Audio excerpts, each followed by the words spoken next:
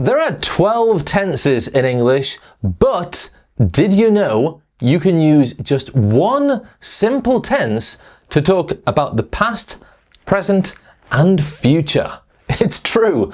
I mean, wouldn't it be nice to just forget the other tenses and just use this one easy tense for everything? Let's go. Okay, here's the thing about English. When you see a tense in English, it doesn't always describe that time. I mean, sometimes we use the past to talk about the future.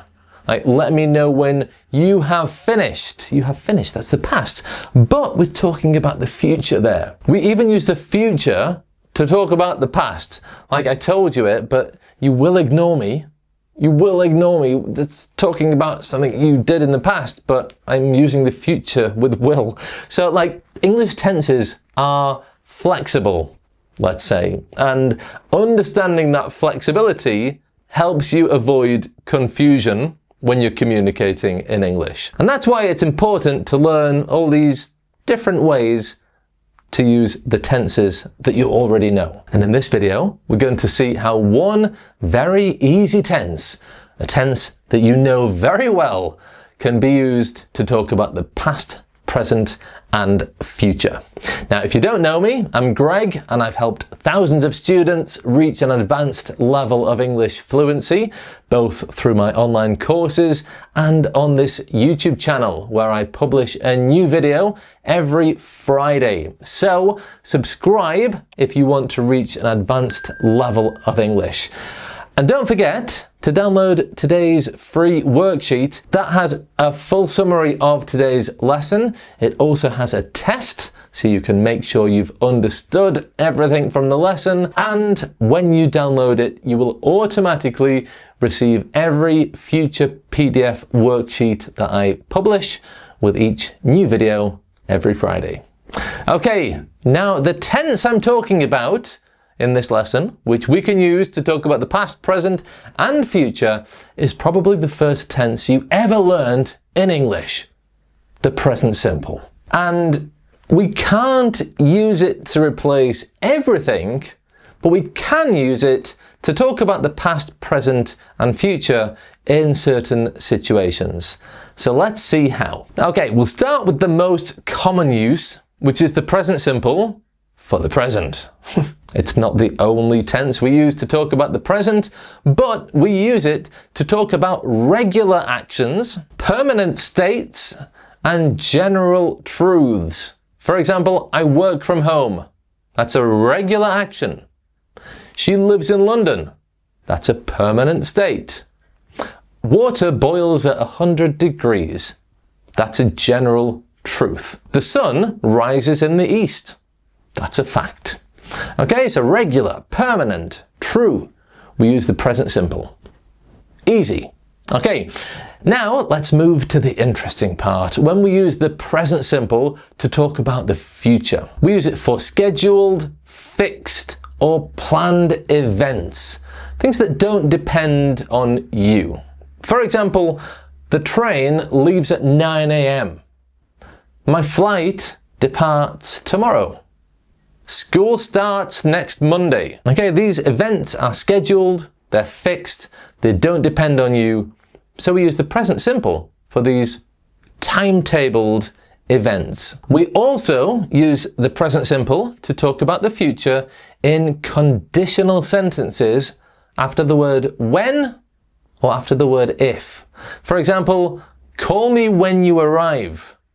You arrive. It's an action that we're talking about that will happen in the future, but we use it in this conditional sentence after when. Here's another one, first conditional sentence. If it rains tomorrow, we will stay at home. If it rains, present simple. Tomorrow, future. Okay, but in this conditional sentence, after if, we need the present simple. We also use it for official schedules or timetables. For example, the shop opens at 10 o'clock. School starts at 9 o'clock. We can also use it for future agendas, especially for official things, like the president addresses the nation at 8 p.m. Okay, it's an agenda for a very official event, so we use the present simple. And we also use it for instructions. Okay, so first, I explain the thing. Then we look at one example. Next, we look at the second example. Okay, I'm explaining what happens in the future. Okay, other instructions could be, first you go straight ahead, then you turn left. Okay, present simple, but I'm talking about an action that will happen in the future. Isn't that cool? And I think, to be honest with you, even cooler than that is using the present simple to talk about the past. But before we look at that, here's a word from the sponsor of today's video. Me. Yeah. Have you noticed I don't really have sponsors on my video? Well, today I decided to sponsor my own because quite possibly you are someone who needs or wants to reach an advanced level of English, but you often complain that you don't have time. And I completely get that. I have a job, I have a business, 2 kids, thousands of students, a million things to do. Life is busy. And that's why I created Daily Quick Fix. It's my private membership for busy people who want or need to reach an advanced level of English through short daily practical lessons. You only need to spend 10 to 15 minutes each day following my lessons and making that regular, consistent habit that will help take your grammar, vocabulary, pronunciation, and listening to an advanced level. Now, as a member of the membership, you also get direct access to me on WhatsApp. So if you have any grammar questions or questions about vocabulary or pronunciation, you can just ask me and I will send you my answer directly to you. And you also get bonus access to a friendly group of other members where you can practice your English together. Now, in the description, I've put a limited coupon code for you, so you can get a discount on your first month inside the group. So if you're motivated to reach an advanced level of English, if you enjoy learning with me, and if you can dedicate 10 to 15 minutes each day, 5 days a week, to reach that goal, then that is definitely the right place for you to be. Okay, enough about me. We've looked at how to use the present simple tense to talk about the present and future. Now let's see how we can use it to talk about the past. Yeah, using the present to talk about the past. The present simple is so powerful. Okay, so the first way we can do this is with sports commentary. For example, he passes to Kane, Kane shoots and he scores. Okay, he passes, shoots, scores. When the commentator is describing what has just happened in the past, they use the present simple. Isn't that crazy? And another way that confuses a lot of students that I talk to is with newspaper headlines. So in a newspaper or in a news article on a website, you will see the headline that says something like this: scientists discover new planet, or thieves steal king's jewelry. It's reporting something that has happened in the past, but they use the present simple for effect. Another way we use the present simple to talk about the past is with storytelling and jokes. For example, and this is a joke, so a horse walks into a pub and the waiter says, "Why the long face?" Okay, so the event happened. I'm telling a story that happened, but I'm using the present simple tense. It's an effect that we do to make the story feel alive. Now, did you get that joke? Did you understand it?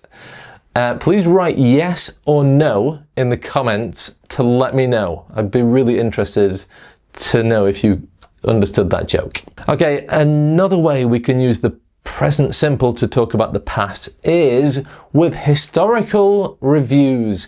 You often hear this in documentaries. For example, in 1945, the war ends and the world changes forever. And again, it's kind of an effect that makes us feel part of that past event. It makes it feel more immediate or more dramatic, or to bring it alive. Okay, so it's all really about style or dramatic effect. Okay, let's have a quick summary of the main ideas.